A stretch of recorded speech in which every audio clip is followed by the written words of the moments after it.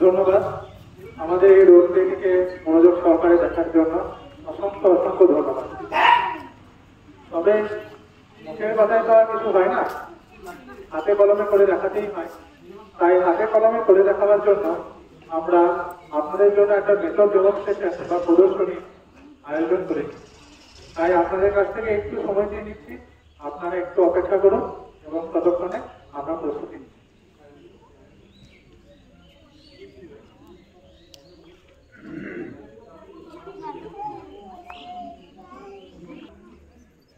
নমস্কার সকল কৃষকবৃন্দ, ভাই বোনেরা, গ্রামবাসীরা। আজ আমরা রয় প্রোগ্রামের অংশ হিসেবে আপনাদের সামনে এমন একটি চাষ পদ্ধতি নিয়ে আলোচনা করতে চলেছি যা খুব দ্রুত জনপ্রিয় হচ্ছে এবং ভবিষ্যতে কৃষি আয়ের একটি অন্যতম প্রধান উৎস হয়ে উঠতে চলেছে। সেটি হলো ওয়েস্টার মাশরুম চাষ।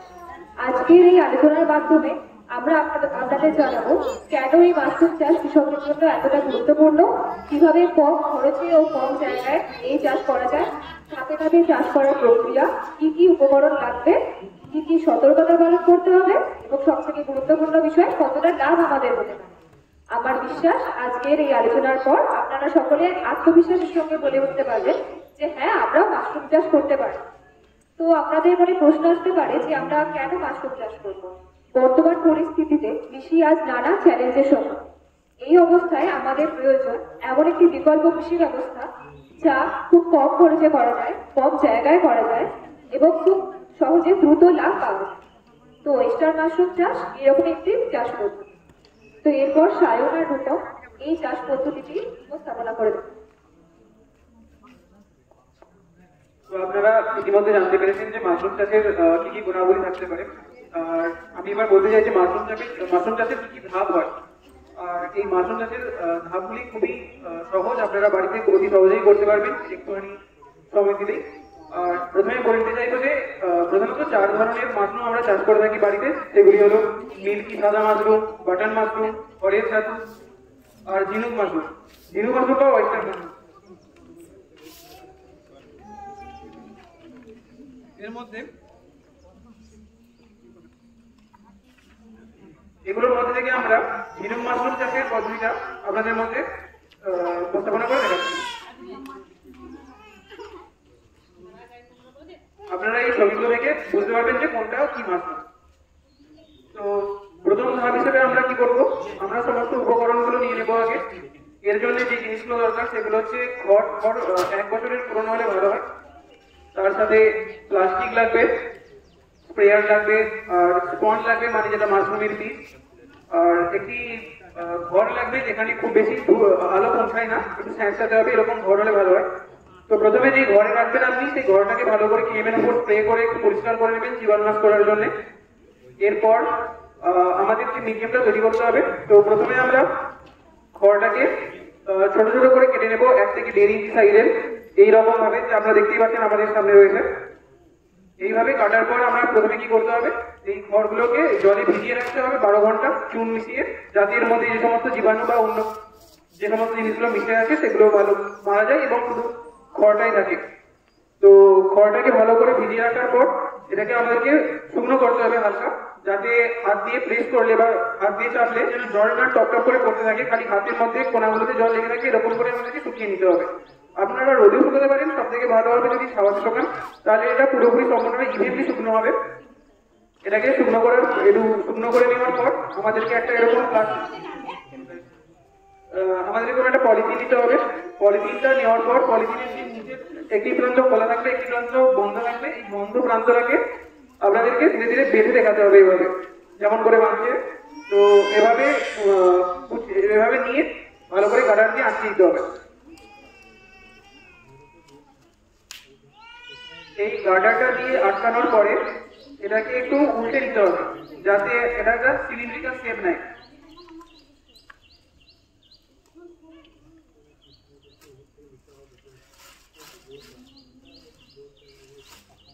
এরকম ভাবে করে নেবেন। এরকম ভাবে করে নেওয়ার পর ওই যে খড়গুলো কাটা রয়েছে ওই খড়গুলো 3 ইঞ্চি পর্যন্ত পুরো করে ভালো করে চেপে চেপে এর মধ্যে রাখতে হবে।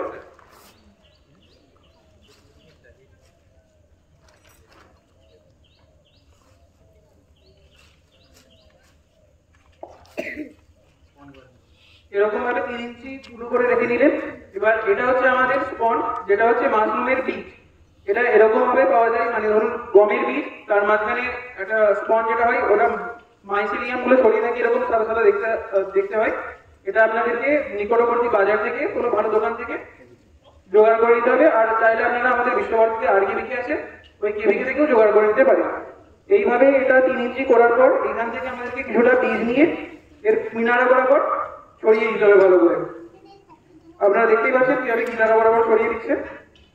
এইভাবে ছড়ানোর পর এর উপর আবার আমরা খড়ের প্রলেপ দেবো।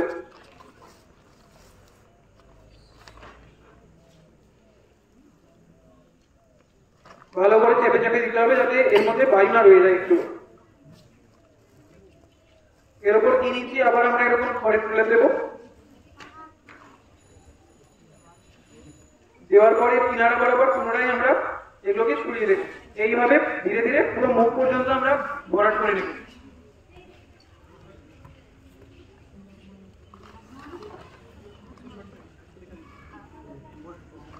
এইভাবে স্তর বাই স্তর আমরা করতে থাকবো যতক্ষণ না ভর্তি হয়ে যাবে এটা।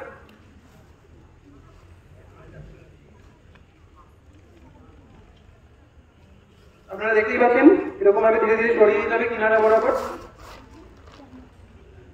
এরপর আবার পুনরায় একই পদ্ধতি অবলম্বন করতে হবে। আর আপনাদেরকে অবশ্যই খেয়াল রাখতে হবে ধানের খড়গুলো যখন পকাবেন তখন যেন মাছি বা অন্য কোনো পোকামাকড় যদি ডিম না পারে, তাহলে এটা কন্টামিনেটেড, তাহলে এটা দূষিত হয়ে যাবে।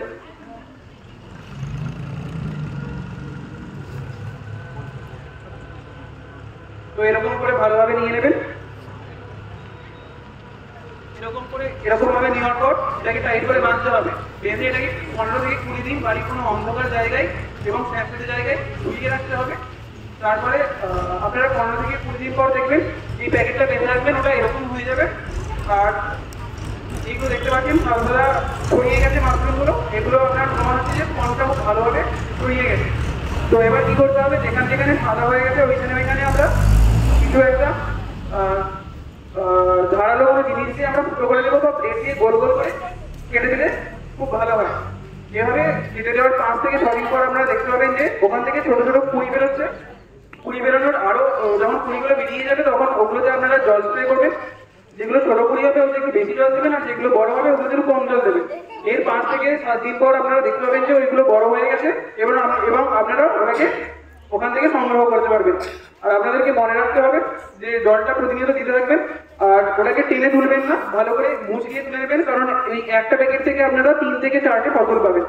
তো আপনারা টেনে তুলবেন না, তাহলে পুরোটাই বেরিয়ে চলে আসবে। এভাবে আপনারা এই একটা প্যাকেট থেকে 3 থেকে 4 বার 7 দিন অন্তর পেতে থাকবেন এবং আপনারা খুব সহজেই করতে পারবেন। আপনারা দেখলে আপনাদের ঘরে যারা বাইরে কাজ করতে যায় না তারা এটা খুব সহজেই বাড়িতে বসে করতে পারে। এটা আপনাদের অতিরিক্ত আয়ের একটা অবলম্বন হয়ে উঠতে পারে।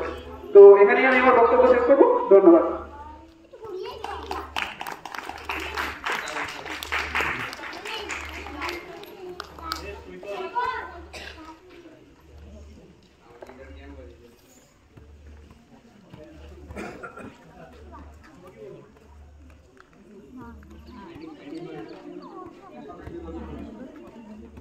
Hello hello